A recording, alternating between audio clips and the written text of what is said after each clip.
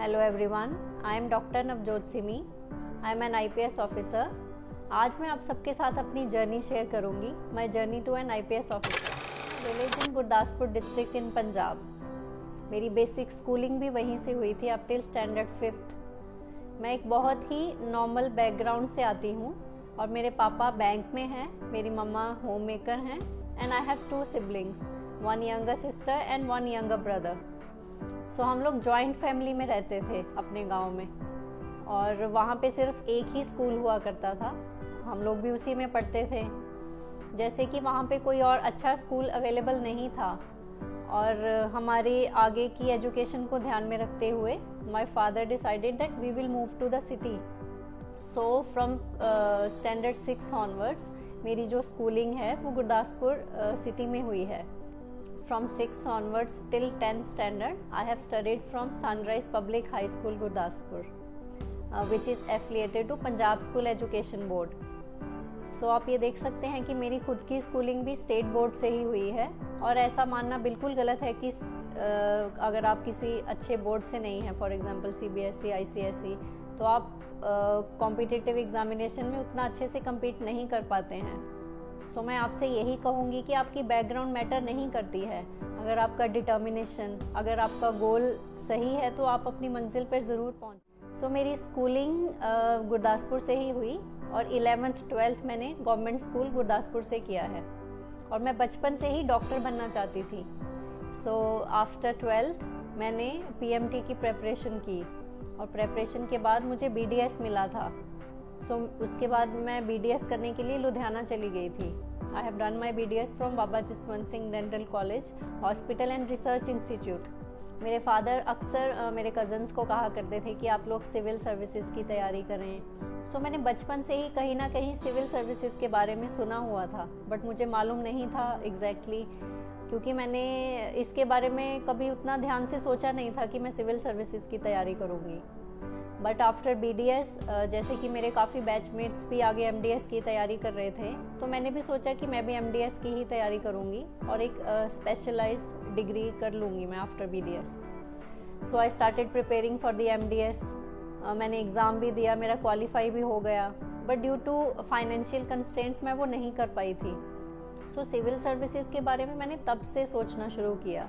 पहले भी कभी इसका थोड़ा बहुत ख्याल आया था, बट उतना मैंने उसको फोकस नहीं किया क्योंकि उस टाइम पे फिर मैं MDS की ही प्रिपरेशन कर रही थी। मेरे कुछ फ्रेंड्स सर्विसेज की तैयारी करते थे उस टाइम पर भी, बट लेटर ऑन मेरा काफ़ी माइंडसेट बन गया था कि मैं सिविल सर्विसेज की ही तैयारी करूँगी। मैंने मम्मी पापा से भी इसके बारे में बात की। वो लोग भी मतलब बोल रहे थे कि अगर तू तैयारी करना चाहती है तो ज़रूर कर। मेरे आगे जो सबसे बड़ा पहले इशू आया था कि मुझे कोई गाइडेंस नहीं थी किसी तरह से, कोई भी बिल्कुल नॉलेज नहीं थी। मेरा बैकग्राउंड भी मेडिकल था और मुझे बिल्कुल भी कुछ आइडिया नहीं था कि कैसे प्रेपरेशन करनी है। So I thought I should go for coaching, कि मुझे कोचिंग जाना चाहिए, मुझे भी दिल्ली जाके तैयारी करनी चाहिए। So I talk to my parents regarding that and there were again financial constraints, but somehow my parents managed to send me to the coaching और फिर मैं दिल्ली आ गई कोचिंग के लिए। और मैं ये आपसे कहूँगी कि that was my first exposure to a big city. मैं पंजाब से कभी बाहर कहीं नहीं गई थी। आई थिंक आफ्टर गुरदासपुर में जहाँ मैं पली बड़ी, मेरी 12th भी वहीं पे हुई। उसके बाद मैं लुधियाना गई थी BDS करने के लिए और उसके अलावा मैं कहीं और कभी बाहर नहीं गई थी।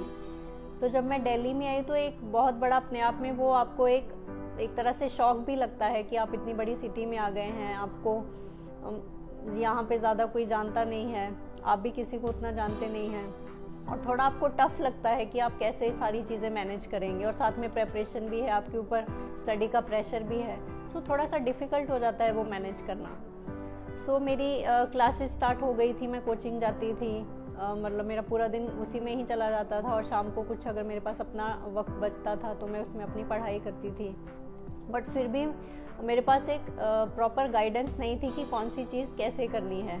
सो आई वुड से कि जैसे जैसे मैं खुद तैयारी करती गई तो इवेंचुअली मुझे चीज़ें खुद ही समझ आने लगी कि कौन सी चीज़ कहाँ से करनी है। मैंने भी खुद बहुत सारी गलतियाँ की। कई बार ऐसा होता था कि मैं गलत किताब पढ़ लेती थी और लेटर ऑन फिर मुझे लगता था कि यार इससे बेटर तो ये वाली बुक थी, मैं वही पढ़ लेती। तो इस तरह की कुछ गलतियाँ मैंने भी की हैं, जो मैं आप सभी को बोलना चाहूँगी कि you can avoid these things, क्योंकि आजकल किसी भी प्रकार की मोटिवेशन या फिर गाइडेंस की कोई कमी नहीं है। सो जैसे जैसे मैं कोचिंग करती गई, खुद से अपना पढ़ती गई, और भी अपने जो आपके क्लास में स्टूडेंट्स होते हैं उनके साथ आपकी इंटरेक्शन होती है, सो आपको चीज़ें समझ आने लगती हैं and your preparation falls into a track.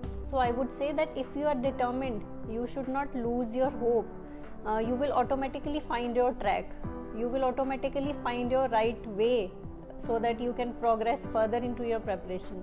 So इसके अलावा और भी बहुत सारी प्रॉब्लम्स आपको फेस करने को मिलती हैं। वहाँ फिर से आपके पास फाइनेंशियल इश्यूज आ जाते हैं, आपको रहने में, खाने पीने में भी थोड़ी दिक्कत होती है। So I think this makes you a strong person as well. आप खुद निकलते हैं बाहर, आपका कॉन्फिडेंस बूस्ट होता है, आपको एक्सपोजर मिलता है। आई think this improves your personality a lot. आप जैसे जैसे आगे बढ़ते जाते हैं आप खुद को बहुत स्ट्रॉन्ग फील करते जाते हैं।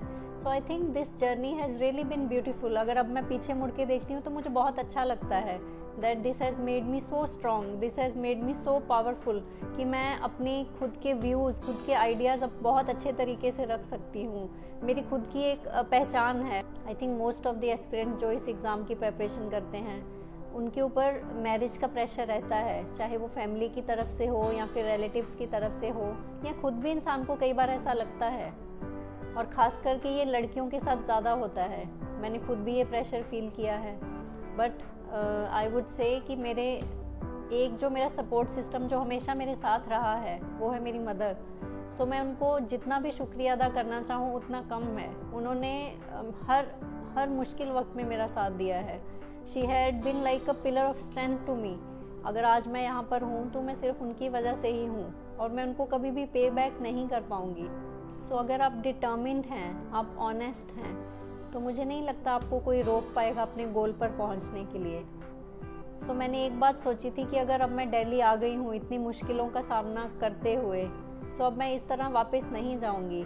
मैं ऑनेस्टली ये प्रेयर करती थी कि जो मेरी तरफ से कमियां हैं कम से कम वो मैं ना छोड़ूं। Rest is up to the almighty कि वो क्या उसका रिजल्ट दे। I think there are few values that you have to take along, that is honesty, passion, commitment, hard work, dedication. इन सब वैल्यूज़ के साथ ही आपको आगे बढ़ते जाना है। मैं आप सबके साथ एक और भी बात शेयर करना चाहूँगी that we should not be fearful of the failures. मैंने भी अपनी लाइफ में बहुत फेलियर्स देखे हैं।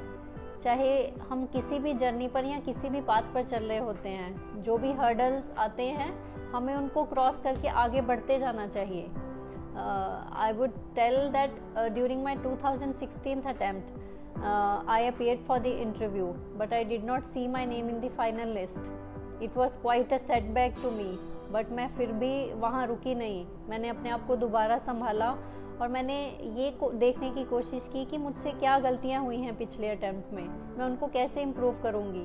सो मैंने उन सब चीज़ों पे काम किया और नेक्स्ट ईयर फिर मेरा सिलेक्शन हो गया।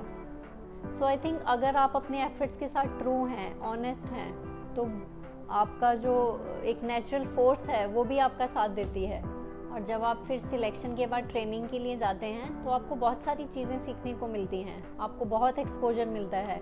आप भारत दर्शन में ऑलमोस्ट पूरा देश घूमते हैं। सो मैं ये कहूँगी कि ये प्रोसेस एक अपने आप में ही पर्सनैलिटी को बिल्ड कर देने वाला है।